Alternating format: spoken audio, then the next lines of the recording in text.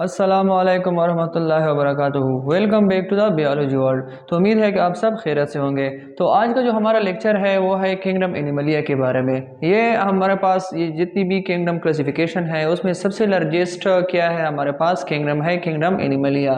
तो kingdom animalia में हमारे हम कहते हैं कि is the largest of the 5 kingdom classification containing all multicellular and eukaryotic organism without cell wall. मतलब कि ये हमारे पास जितनी भी क्लासिफिकेशन हुई थी रॉबर्ट व्हाइटेकर की, जितनी भी क्लासिफिकेशन हुई थी 5 किंगडम सिस्टम की, उसमें सबसे लार्जेस्ट जो किंगडम है वो हमारे पास क्या है किंगडम एनिमलिया है, जो कि हमारे पास क्या है मल्टी सेल्यूलर है। एक खासियत ये है। दूसरा खासियत क्या है हमारे पास ये यूकैरियोटिक है। और तीसरा क्या है कि हमारे पास इसमें सेलवाला एब्सेंट होता है। सेलवाल की जगह हमारे पास क्या होती है, इसमें सेल मेम्ब्रेन होती है। आउटरमोस्ट मेम्ब्रेन जो है हमारे पास क्या होती है, सेल मेम्ब्रेन होती है। या आउटरमोस्ट बॉडी जिसको हम कह सकते हैं कि वो हमारे पास क्या है, सेल मेम्ब्रेन है। तो करेक्टरिस्टिक में क्या है कि first of all they can move and have locomotion. Kingdom Plantae में क्या था कि वो नॉन मोटाइल थे, एक जगह से दूसरी जगह लोकोमोशन नहीं कर सकते थे। लेकिन जितनी भी किंगडम एनिमलिया के जितनी भी ऑर्गेनिजम्स है या जितनी भी जिसमें अंदर जितनी भी ऑर्गेनिज्म आते हैं वो क्या करते हैं, फर्स्ट ऑफ ऑल पॉइंट ये है कि वो क्या करेंगे, लोकोमोशन करेंगे। ठीक है। दूसरा पॉइंट क्या है कि they lack cell wall and plastid. मतलब क्या है कि इसमें दूसरा जो पॉइंट है मेन केस में क्या है, सेल वॉल इसमें एब्सेंट होगा। और दूसरा क्या है, इसमें हमारे पास प्लास्टिडम भी एब्सेंट होगा। प्लास्टिड में हमारे पास क्या आता है, क्लोरोप्लास्ट, ल्यूकोप्लास्ट और क्रोमोप्लास्ट। ये तीनों क्या होंगे, इसमें एब्सेंट होगी। They are a heterotrophic. मतलब कि हमारे पास हेटेरोट्रॉफिक है। हेटेरोट्रॉफिक वो होती है जो कि खुद अपना खुराक तैयार नहीं कर सकती, जो कि डिपेंडेबल होती है दूसरों पर, दूसरे की खुराक पर डिपेंडेबल होती है, उसको खाती है, फिर उसको क्या कहते हैं, हेटेरोट्रॉफ कहते हैं या हेटेरोट्रॉफिक कहते हैं। ये क्या है हमारे पास किंगडम एनिमलिया में जितनी भी ऑर्गेनिज्म आएंगे वो क्या होंगे, हमारे पास हेटेरोट्रॉफिक होंगे या हेटेरोट्रॉफिक होंगे। They have specialised excretory sensory digestive and respiratory etcetera organs. मतलब कि ये जितनी भी हमारे पास किंगडम एनिमलिया में जितनी भी ऑर्गेनिज्म है उसमें जब हमने प्लांट्स को देखा, प्लांट्स के या इसके अलावा जितनी भी हमने पहले जितनी भी फाइलम्स देखे, तो उसमें हमारे पास एक स्पेशलाइज्ड या वेल डेवलप्ड हमारे पास सिस्टम नहीं था। लेकिन जितनी भी किंगडम एनिमलिया है, किंगडम एनिमलिया के जितनी भी ऑर्गेनिजम्स है उनमें बाज में जो है बाज है जिसमें हमारे पास वेल डेवलप्ड नहीं है, लेकिन बाज ऐसी भी हैं जिसमें हमारे पास वेल डेवलप्ड है। जैसे कि हम पहले जब हम पहले फाइलम्स देखेंगे तो वो हमारे पास सिंपलेस्ट होंगे, सिंपलेस्ट ऑर्गेनिज्म होंगे, यूकैरियोट्स होंगे, इसमें सिंपलेस्ट होंगे, जिसमें निज़ाम जो है ना जितने भी सिस्टम है वो हमारे पास वेल डेवलप्ड नहीं होगा। लेकिन जैसे ही हम फाइलम्स जैसे ही हम नीचे की तरफ आते हैं, जितनी भी हम और ज़्यादा की तरफ जाते हैं, तो उसमें क्या होता है कि सिस्टम कम्प्लेक्स से कम्प्लेक्स होता जाता है। मतलब कि डेवलपमेंट उसमें आती जाती है, इसके अलावा एडवांसमेंट आती है। तो उस एडवांसमेंट की वजह से किंगडम एनिमलिया को किया गया है लार्जेस्ट, हमारे पास जितनी भी हमारे पास लार्जेस्ट किंगडम इसको नाम दिया गया है। तो इसके अलावा हमारे पास इसमें क्या है, डिफरेंट हमारे पास एक्सक्रीटरी सिस्टम इसमें क्या होगा, वेल डेवलप होगा। एक्सक्रीटरी सिस्टम हमारे पास वो सिस्टम है जिसके थ्रू वेस्ट मटेरियल जितनी भी होते हैं वो बॉडी से क्या होते हैं, खारिज होते हैं। तो वो काम क्या करता है, एक्सक्रीटरी सिस्टम करता है।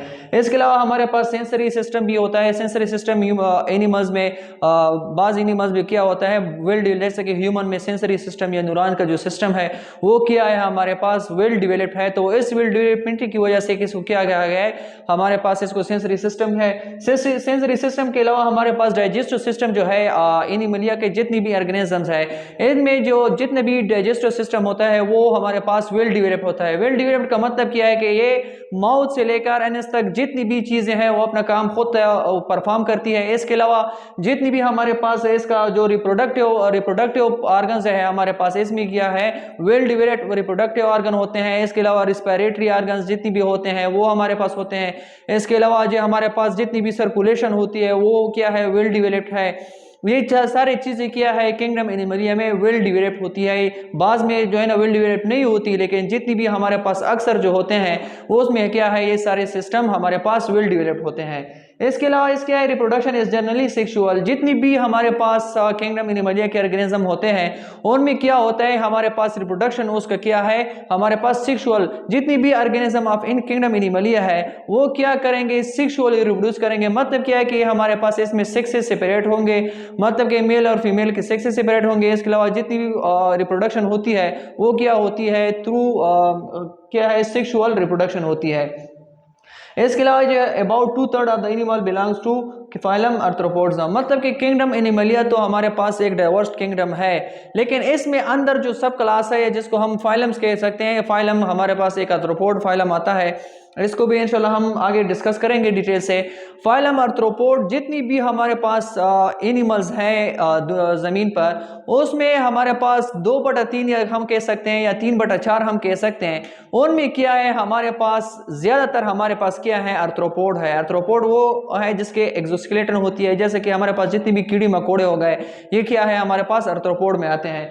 तो इसकी एग्जांपल क्या है, हॉकवॉर्म्स हो गए, टर्टाइल्स हो गए, पीकॉक हो गया, डॉग्स, हैन, ह्यूमन एक्सेट्रा, ये सब क्या है, ये एनिमल के एग्जांपल है। इसके अलावा बहुत सारे एग्जांपल है एनिमल्स के, बहुत ही डाइवर्स ग्रुप है, बहुत ही डाइवर्स या बहुत ही लार्जेस्ट क्या है हमारे पास किंगडम है, जिसमें हम क्या करते हैं, सारे जितनी भी एनिमल्स है उसको क्या करते हैं, हम डिस्कस करते हैं।